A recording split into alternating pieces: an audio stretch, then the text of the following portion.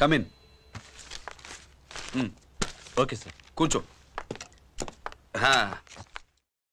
ఏమిటి ఇలా వచ్చావు? ఏం లేదు, నిన్న మీతో సరిగ్గా మాట్లాడడం కుదరలేదు. అదేంటి టీవీ ఛానల్స్ లాగా నిన్నటి న్యూస్ ఇవాళ చెప్తారా? అయితే రేపటి న్యూస్ ఇప్పుడే చెప్పనా? రేపు నా బర్త్డే. ఓ, పార్టీ ఎక్కడా? మీరు పెద్ద ఆఫీసర్ కదా, మా ఇల్లు కనుక్కుని ఇంటికి వస్తే పార్టీ ఇస్తా.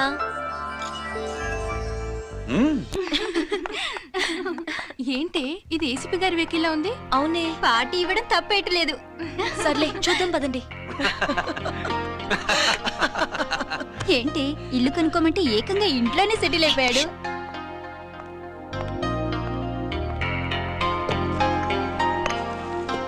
Many many happy returns of the day. Thank you. Excuse me. Okay. Happy birthday. నువ్వేంటి ఇక్కడ? ఈ రోజు నీ బర్త్డే కదా, నీకు ఇచ్చిన డెడ్ లైన్ కూడా ఈ రోజే. మర్యాదగా వెళ్ళిపో. ఇన్నాళ్ళు ఈ సీన్ నువ్వు నేను చూసాం. నా మాట వినకపోతే ఇంటర్నెట్ లో ఇండియా మొత్తం చూస్తుంది. Idiot! Get out of here! Get out! How dare you do this? You filthy! ఏమైంది? నేను బెడ్రూమ్ లో డ్రెస్ చేంజ్ చేసుకుంటుంటే దొంగచాటుగా వీడియో తీసి ఇంటర్నెట్ లో పెడతానని బ్లాక్మెయిల్ చేస్తున్నాడు. ఏంటి ముందుకు వస్తున్నావు? ఏంటి మధ్యలో నువ్వేంటి పెద్ద మగాడు అనుకుంటున్నా? నా గురించి తెలియదు ఏంటి? ఏంటో చూపు, కొడతావా?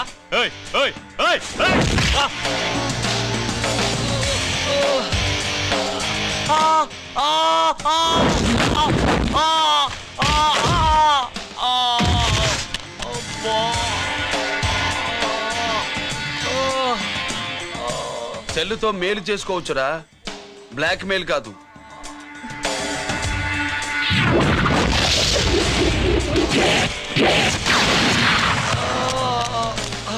ఇంకోసారి ఈ చుట్టుపక్కల కనిపించామంటే ఎన్కౌంటర్ చేసేస్తా.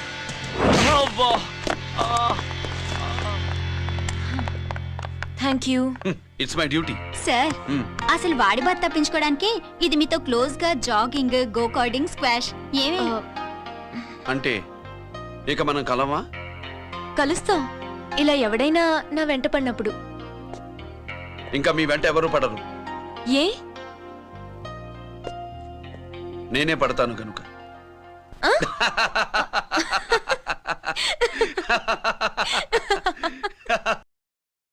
अभी आ रहे आप बैठिए।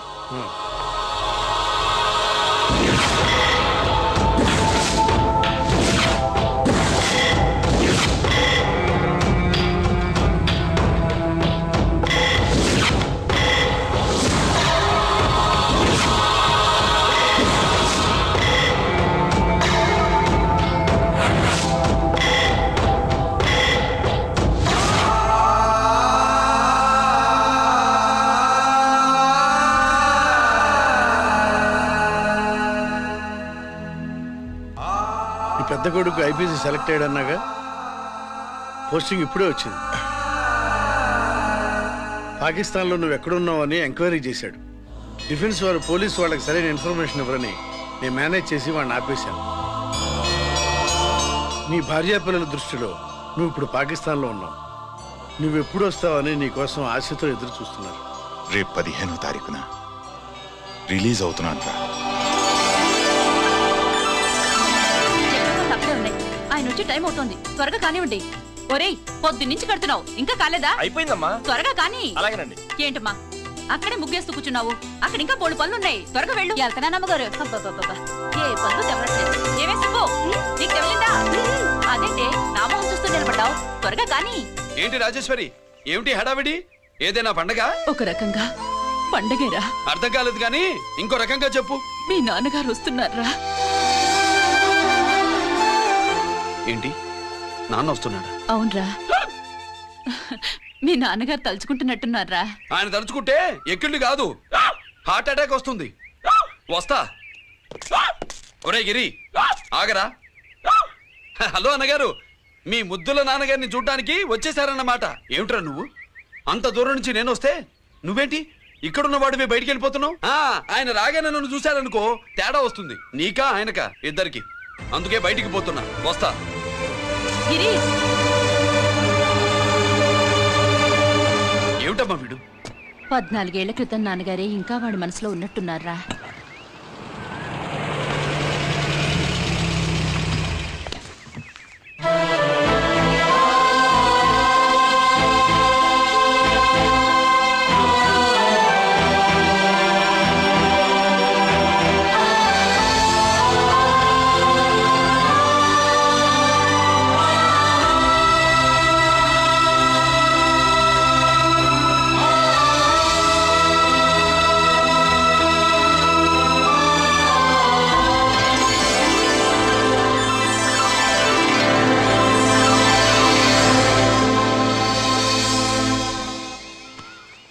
ఏంటి నాన్నగారు అది?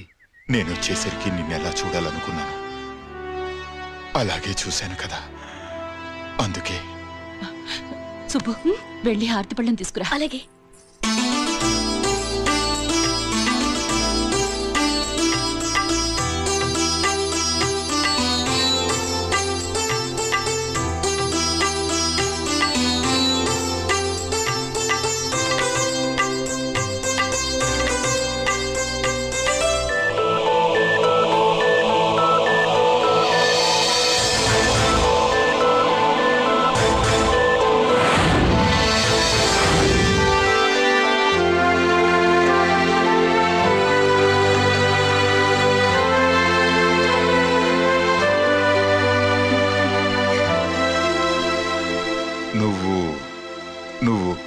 నువ్వు అంటూ నచ్చుకుడేంటి బావా?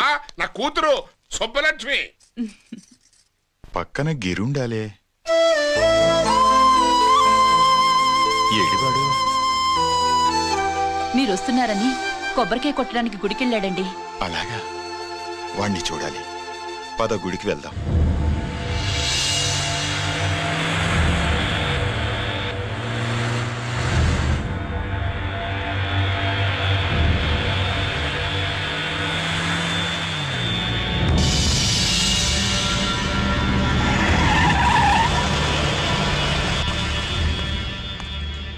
లోపల లోడే ఉంది.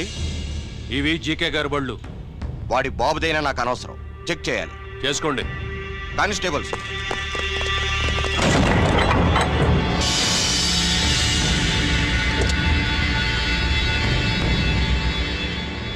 Constables, come on, arrest him.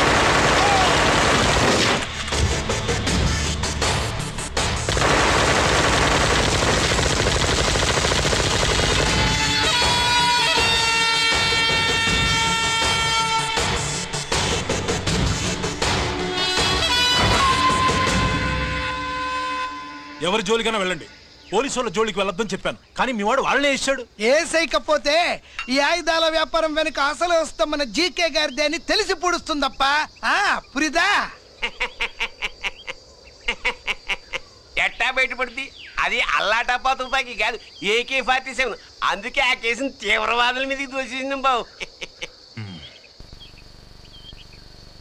ఆకలేసినోడికి అన్నం పెడితే చాలు, కానీ ఆపద నుంచి కాపాడినోడికి మాత్రం నోట్లు పెట్టాలని తవరే సెలవు ఇచ్చినారు బాబు.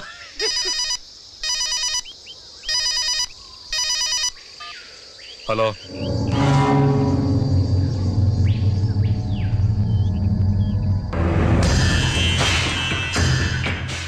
మన బ్యాంక్ చైర్మన్ ని ఎన్కౌంటర్ చేసిన ఏసీపీ రంజిత్ కుమార్ ని రూరల్ ఏసీపీగా ట్రాన్స్ఫర్ చేశారట.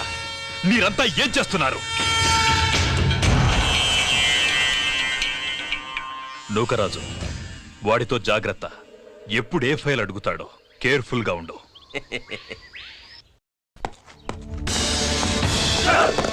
Welcome to Vizag rural division sir. Gaddi Nookaraj sir, Subrahmanyam sir. ఏమిటివి? Current files. క్లోజ్డ్ ఫైల్స్ తీసుకురండి. అదేంటి సార్, తమరు ముందొచ్చిన ఆఫీసర్లంతా సేరీ సెరగానే కరెంట్ ఫైల్స్ అడిగేవారు. నేను క్లోజ్డ్ ఫైల్స్ అడుగుతాను, అది నా style. Good morning sir. Good morning.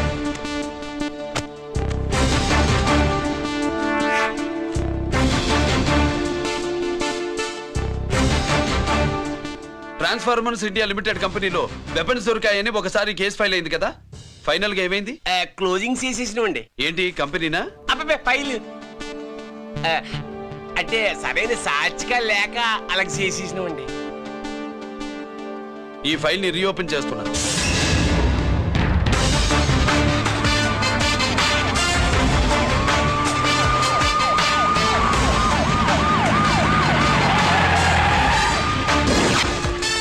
మీరంతా లోపల సెర్చ్ చేయండి. Yes sir. మీరు నన్ను ఫాలో అవ్వండి. Okay sir.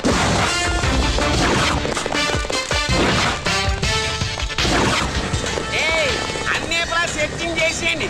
ఎట్టి పరిస్థితుల్లో అడియాలి దొరకాలా ఆయన గురించి చేసేయాలా.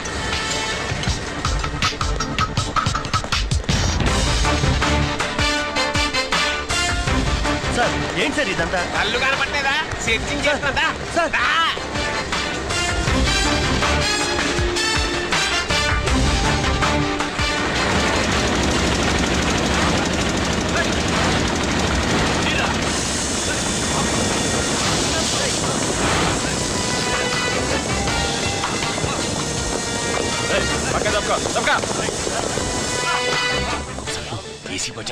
శంకరామర్ బాబు ఇచ్చిన సీడీ ఇస్తాను, జాగ్రత్తగా పెట్టుకో.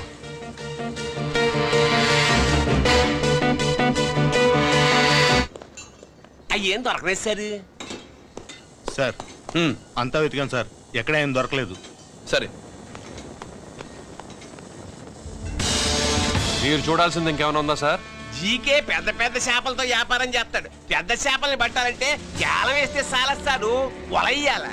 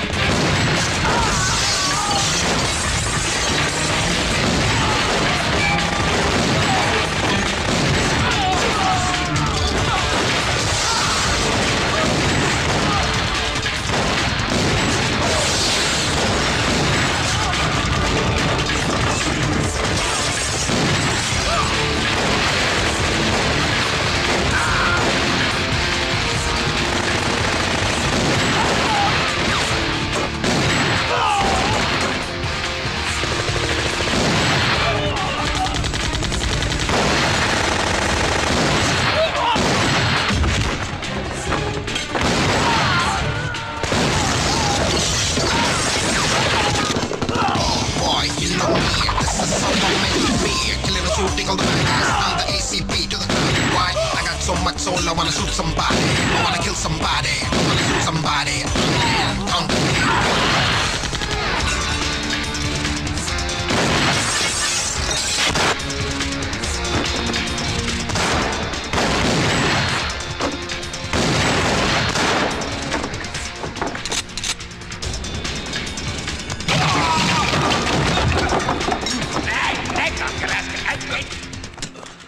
జీకే కోసం వల కావాలన్నావుగా, గాలం ఎక్కువైంది చూసావా? నీ పేరేంటి? కుప్పుస్వామి. నా పేరేంటో తెలుసా? ఏసీపీ రంజిత్ కుమార్. కాదు, ఎన్కౌంటర్ రంజిత్ కుమార్. కావాలంటే నేను ఇప్పుడే ఇక్కడే ఎన్కౌంటర్ చేయొచ్చు, కానీ ప్రాణభిక్ష పెడుతున్నా.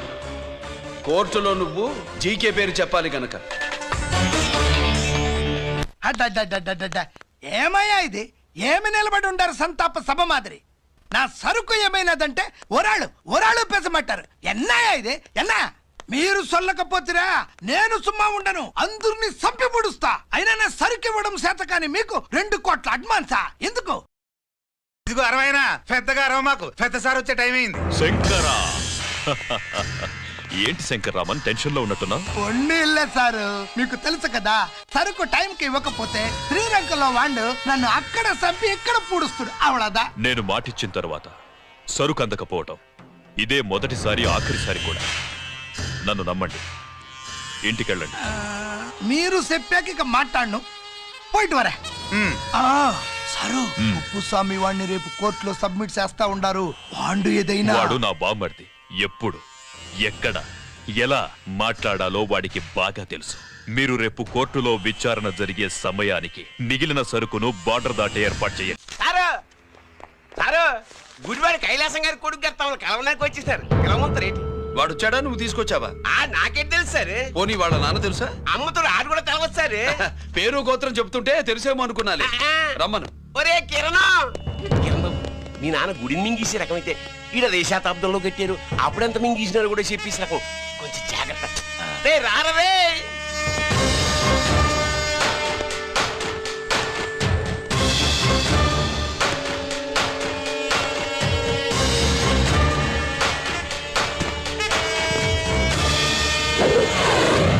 ఏమిటిది? దీన్ని సూట్ కేస్ అంటారు. దీనివల్ల మన దేశంలో కొన్ని ప్రభుత్వాలే కూలిపోయాయి. నువ్వంత గొప్ప పని చేయక్కర్లేదు. జైల్లో ఉన్న మా మామయ్య కుప్పస్వామి మీద కేసు లేకుండా తప్పిస్తే ఇందులో ఉన్న డబ్బంతా నీదే. బోనస్గా నీ తమ్ముడు నిర్దోషిగా విడుదలవడానికి మేం సహాయం చేస్తాం.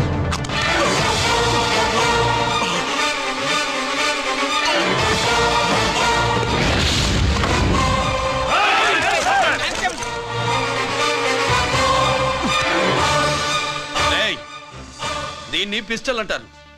దీనివల్ల కొన్ని దేశాల్లో విప్లవాలే వచ్చాయి. దీనికి సంఘ వ్యతిరేక శక్తుల్ని కాల్చి చంపిన చరిత్ర ఉంది. నీలాంటి వాళ్ళని ఎన్కౌంటర్ చేసిన బ్యాక్గ్రౌండ్ ఉంది. మీ తమ్ముడి జీవితం మా చేతుల్లో ఉందని తెలిసి కూడా ఎదురొస్తున్నావా? నీ జీవితమే నీ చేతుల్లో లేదు. నా తమ్ముడి జీవితం గురించి నీకెందుకురా వర్రి? నోకరాజు, సరే సూట్ కేసు లోపల పెట్టి మంత్రా ఎత్తి వీటి నెత్తిన పెట్టు.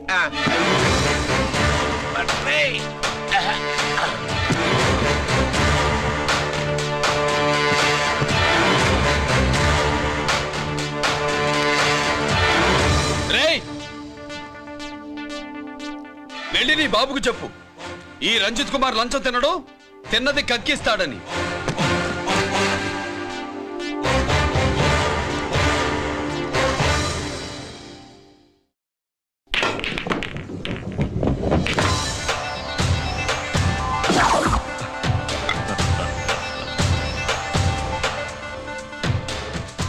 రూల్స్ పాటించే పోలీస్ ఆఫీసర్వి రూల్ తప్పి ఆట ఆపావేంటి? నీకు ఆడడం తెలుసు, నాకు ఆడుకోవడం కూడా తెలుసని నీకు చెప్పడానికి. బాల్ని పాకెట్లో వేసే క్యూ నీ చేతిలో ఉంది. లాకప్లో తోసిన వాళ్ళని ఎర్రగొట్టే లాఠీ స్టిక్ మా చేతుల్లో ఉంటుంది. సూట్ కేస్ తిప్పి పంపించావు కదా, నిజాయితీ పరుడి ఫేస్ ఇలా ఉంటుందని చూపించడానికి వచ్చావా? అవినీతి పరుడి ఫేస్ ఎలా ఉంటుందో చూసి వేటు తప్పదని హెచ్చరించడానికి వచ్చా. ఏంట్రా మేం చేసిన అవినీతి? టెండర్లు పాడి నాసిరకం ప్రాజెక్టులు కట్టి జనం డబ్బు వృధా చేస్తున్నావా? హాస్పిటల్ కి కల్తీ మందులు అమ్మి సొమ్ము చేసుకుంటున్నావా? ఆయుధాలే కదా అమ్ముకుంటున్నావు. దీనివల్ల ప్రజలకేంటి నష్టం? ఆ నష్టం కళ్ళకు కనిపించదు. తుపాకీ తీవ్రవాది చేతిలో ఉంటే అధికారులు భయపడుతున్నారు. మంత్రులు, రాజకీయ నాయకులు ప్రాణాలు గుప్పెట్లో పెట్టుకుని పాలన సాగిస్తున్నారు. తీవ్రవాదికి భారతదేశంలో కొన్ని రాష్ట్రాలే భయపడితే ఉగ్రవాదికి అమెరికా, బ్రిటన్ లాంటి అగ్రదేశాలే వణికిపోతున్నాయి. దేవుడిచ్చిన తెలివితేటల్ని ఇలా ఆయుధాలమ్మి కోట్లు గడిస్తున్నారు. నీలాంటి వాళ్ళ ఆట కట్టించడానికే దేవుడు నాలాంటి ఆఫీసర్లని పుట్టిస్తాడు. నీలాంటి ఆఫీసర్లని చెస్ బోర్డ్ లో పావుల్ని కదిపినట్టు కదిపి మా ఇష్టం వచ్చిన చోటికి ట్రాన్స్ఫర్ చేయించే కెపాసిటీ ఉన్న పార్లమెంటేరియన్ ని నేను. ఆల్రెడీ మీ తమ్ముణ్ణి బోనెక్కించా. మాట వినకపోతే ఏం చేస్తావు? ఏం చేస్తావు? నీ ఇంటి పేరు గుడివాడ, నీ ఊరు గుడివాడ. చెప్పరా, గుడివాడకి ఏ పక్క నీ అడ్డ? హనుమాన్ జంక్షన్ వైపా, పామర వైపా? ఈ సైడ్ అయితే ఆంజనేయ స్వామికి బలిస్తా, ఆ సైడ్ అయితే ఉయ్యూరు షుగర్ ఫ్యాక్టరీలో క్రష్ చేస్తా. Count your number of days.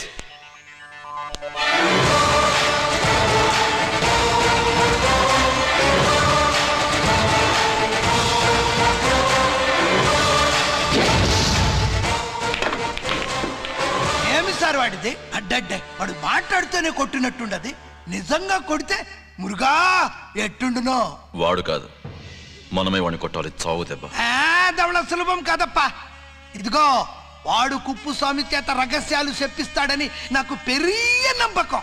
Kuppuswamy jail నుంచి కోర్టుకెళ్ళడు.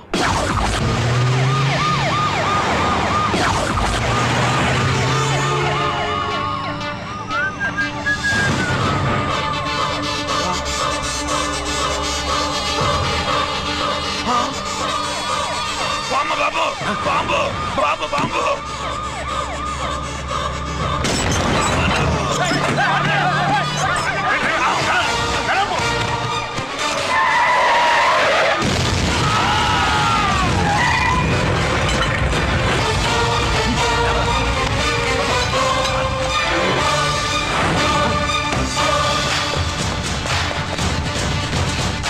కుప్పుస్వామి, కుప్పుస్వామి! ఎక్కడికన్నా? అరే గిరి, ఆగు! ఎక్కడ తీసుకెళ్తావన్నా?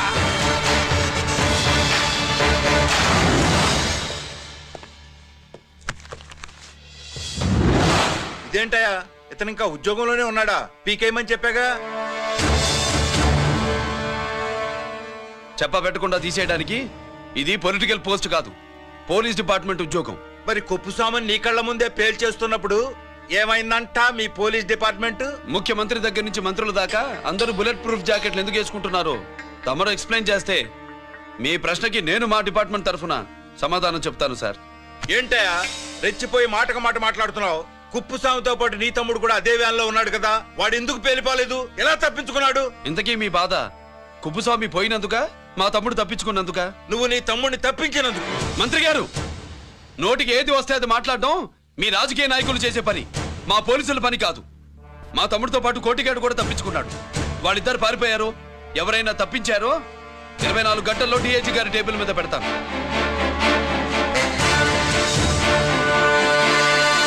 అదేంటయ్యా అంత రెక్లెస్ గా మాట్లాడేళ్తాడేంటి? చేతులు తడుపుకునే ఆఫీసర్లైతే మీలాంటి వాళ్ళని చూసి నీళ్ళు నవ్వులుతారు. గుండెలు మండే ఇలాంటి వాళ్ళు నిప్పులు కక్కి వెళతారు. సాయంత్రం లోపతను మీ వాళ్ళను పట్టుకోకుండా చూసుకోండి.